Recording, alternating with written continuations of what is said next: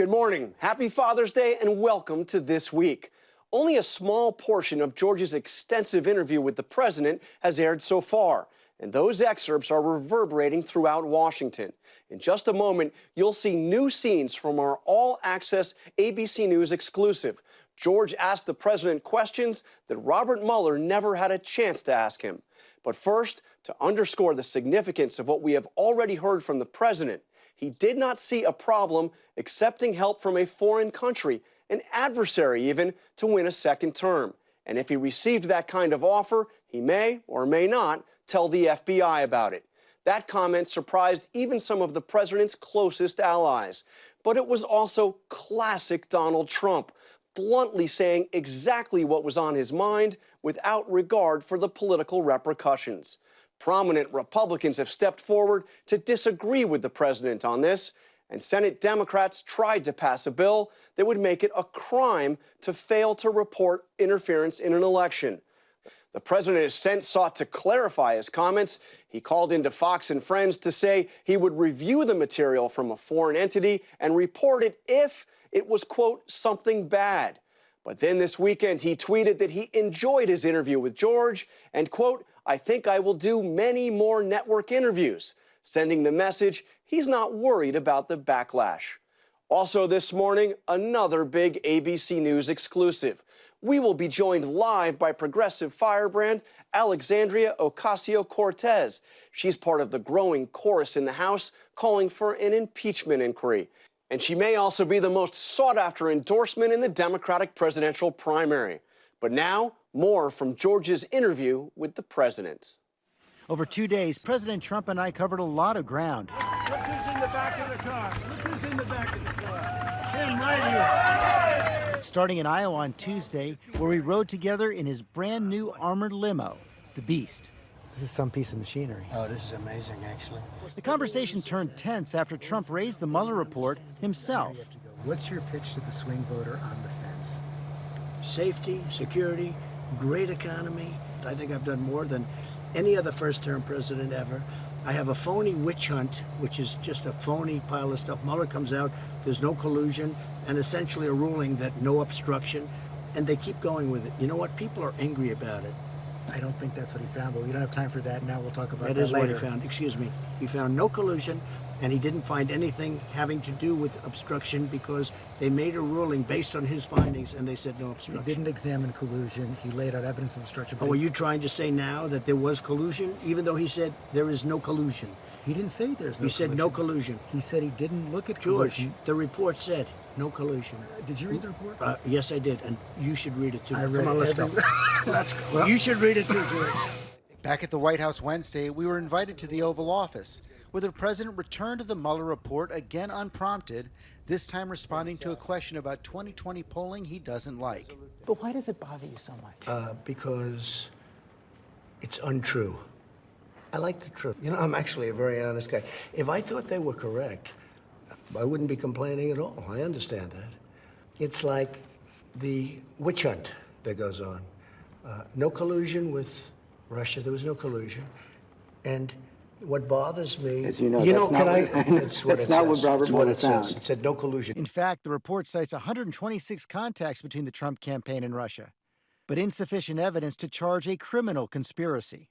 No, George, all I want is the truth. All I want is fairness. But you say that, for example, you were pursuing a Trump Tower in Moscow during the campaign and denying any relationship with Russia. George, let me tell you, I didn't even do a deal in Moscow. You know, I don't even think they had land. Excuse me. Pursuing. What does pursuing mean? You mean because somebody walks in and says, hey, we're looking at it? Do you know that I don't even think they had a site? I don't even think they knew who was going to do the deal. It was a concept of a deal, more of a concept than anything else. It was a concept of a deal someplace in Russia, probably in Moscow, and I was looking at places all over the world. But didn't voters have a right to know that? I wouldn't mind telling them. There's nothing wrong with it. In fact, I didn't consider that pursuing a deal when you don't even have a site. Then that stunning admission about the prospect of accepting help from a foreign power in 2020. This time around, if foreigners, if Russia, if China, if someone else offers you information on an opponent, should they accept it or should they call the FBI? I think maybe you do both. I think you might want to listen. There's nothing wrong with listening. If somebody called from a country, Norway. We have information on your opponent. Oh, I think I'd want to hear it. You want that kind of interference in our elections? It's not an interference. They have information. I think I'd take it. If I thought there was something wrong, I'd go maybe to the FBI if I thought there was something wrong. But when somebody comes up with Oppo research, right? They come up with Oppo research. Oh, let's call the FBI. The FBI doesn't have enough agents to take care of it.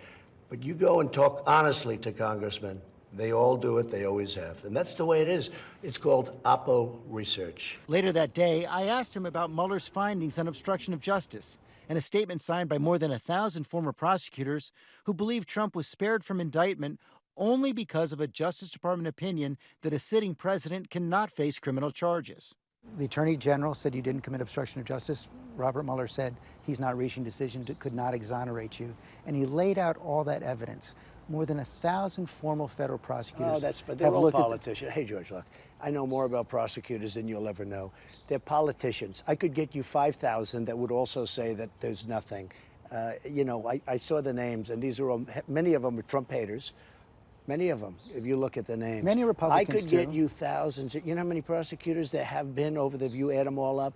We could get you thousands of prosecutors. I've been treated so unfairly because I never did anything.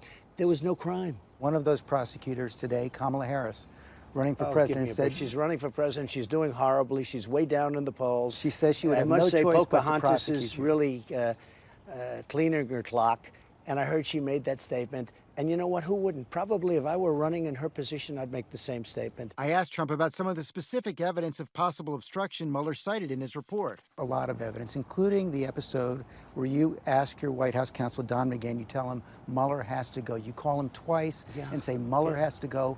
Call me when it's done. Okay, now the story on that very simply. Number one, I was never going to fire Mueller. I never suggested firing Mueller. That's not what he says. Excuse, I don't care what he says. It doesn't matter.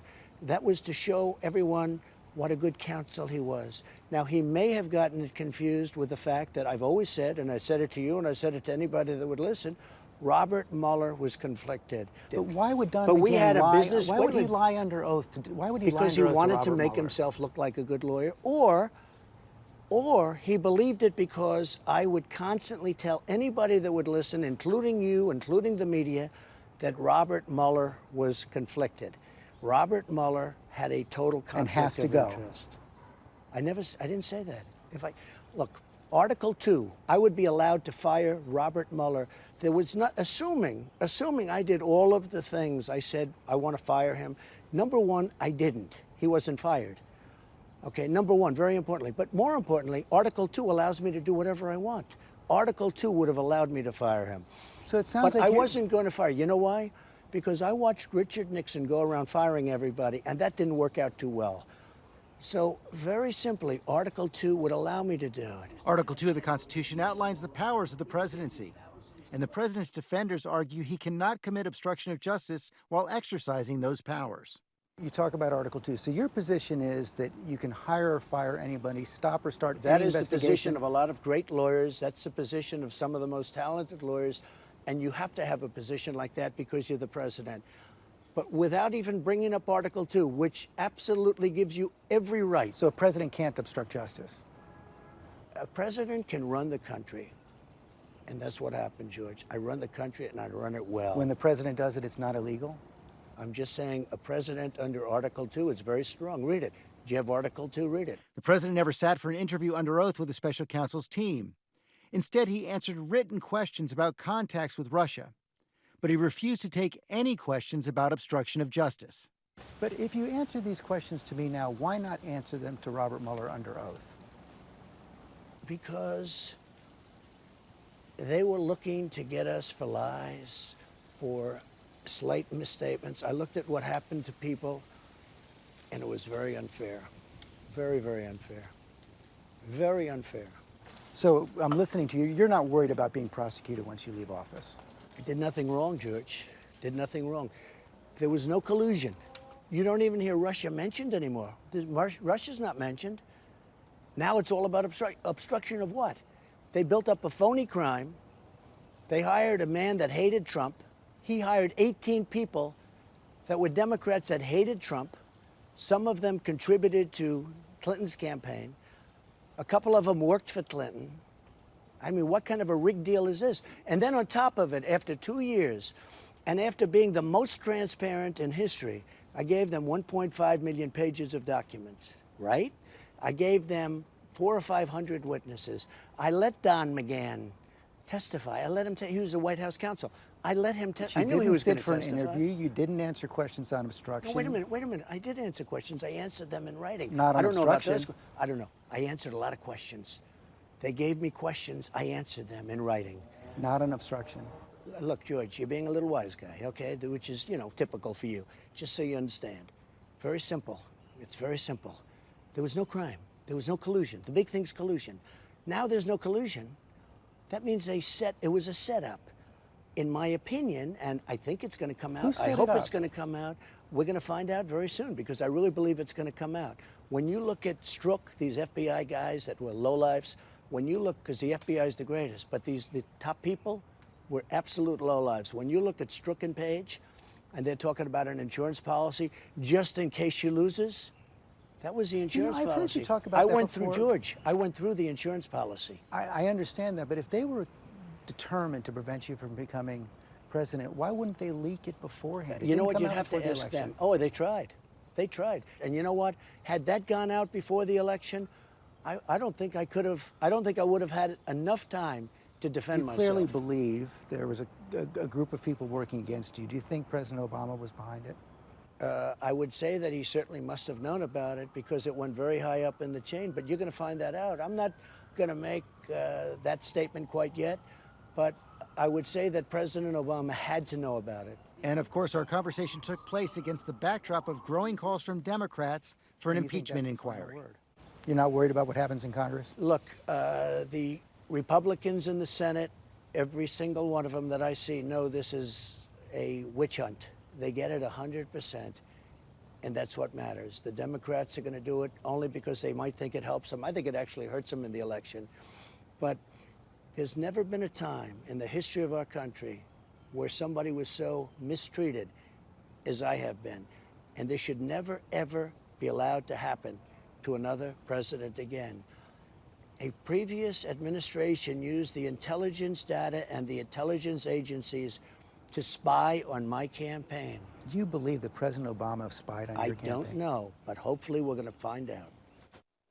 Well, there is a lot to discuss in that interview, and the Powerhouse Roundtable has been here with me and is ready to go over it all, this remarkable interview with the president. And later, my exclusive interview with Congresswoman Alexandria Ocasio-Cortez, her first Sunday show interview since taking office. And a reminder to tune in for George's full exclusive interview on the ABC News Primetime Special tonight at 8 p.m. Eastern. Hi, everyone. George Stephanopoulos here. Thanks for checking out the ABC News YouTube channel. If you'd like to get more videos, show highlights, and watch live event coverage, click on the right over here to subscribe to our channel. And don't forget to download the ABC News app for breaking news alerts. Thanks for watching.